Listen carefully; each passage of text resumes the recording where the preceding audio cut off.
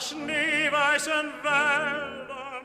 The Rise and Fall of the City of Mahagonny is an opera from the 1920s by Weill and Bertolt Brecht, which tells the story of the founding of a city, its uncontrolled, excessive growth into a city of consumption, a city of pleasure, and then its decay, its gridlock, its inability to progress because it's been a society built on gratification, on consumption.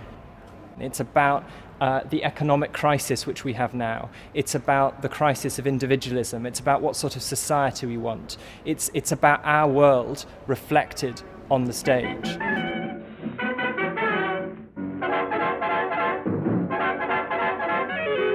There are lots of influences coming into Weill's music. Popular songs of the 1920s, the tradition of the music hall, even film music, I think.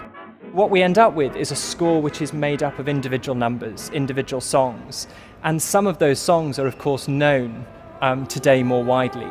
O Moon of Alabama is a good example of a Weill song which has been sung by many non-operatic artists, as well as many opera singers.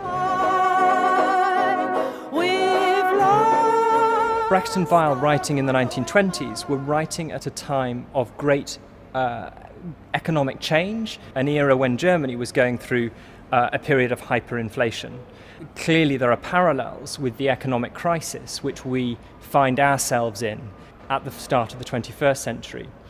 But I think, as well as there being parallels with the West, which perhaps feels as if it's reached the gridlock which Weill and Brecht are writing about in terms of a mature society which is left with nowhere to go other than conflicting protest, I think we can see now at the start of the 21st century, perhaps in somewhere like China, the beginnings of the story. It's as if the rise and fall of the city of Mahagonny begins again, a new cycle.